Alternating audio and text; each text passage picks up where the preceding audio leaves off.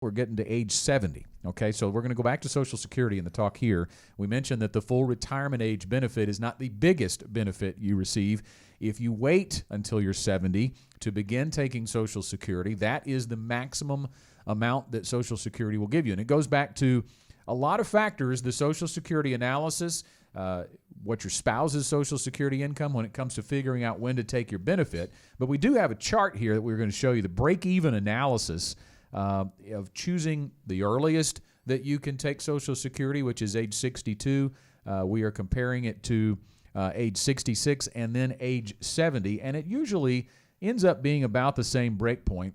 It's around age 80. On this graph, it looks like it's right before age 80, and it does vary some depending on your personal situation. But this is all based on, really, the benefit here is how long are you going to live? And most people don't think, I would say my experience is, guys, that they don't think they're going to live to age 80. Most people don't. So many people come in thinking they're going to want to take it early because they'll never see never hit that break-even point. Well, and the other way to think about this is that if you live beyond 80, then delaying your Social Security is actually more financially beneficial to you than it would be otherwise. Yeah. But again, I think that playing this game about how much money I'm going to get from the Social Security system is the wrong question. Yeah. The right question is, what is Social Security?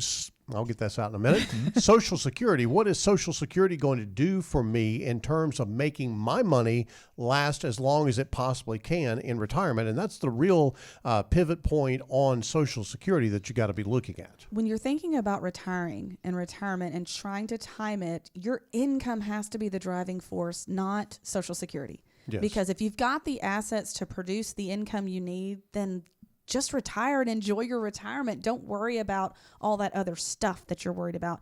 I think it's important that you understand that you focus on the right thing. If I'm an Olympic swimmer and I'm worried about what it's like to run on flat land, that's not helping me. So the retirement game is more focused on income, and Social Security is a piece of it, but it is just a piece. So that's why it's important to get with your financial advisor and have that plan in place that considers it and in light of all of your other pieces too. Scott, I can't let this go. Teresa's kind of alluded to being focused on the right thing as opposed to the wrong thing. Throughout any time that you're planning for retirement, if your focus is on, let's say, rate of return on your investments, then you're focused on the wrong thing. Yes. It's not about rate of return.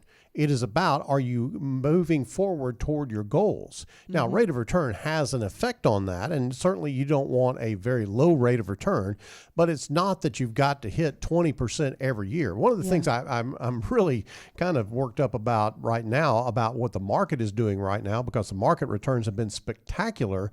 And anytime I sit down with a client when we're doing an annual review these days, I go, look, this too shall pass. Yes. This will go away. You will not, don't expect this next year. Don't set up yourself for failure by expecting that you're going to get a 20%, 25, 30% return on your investments every year.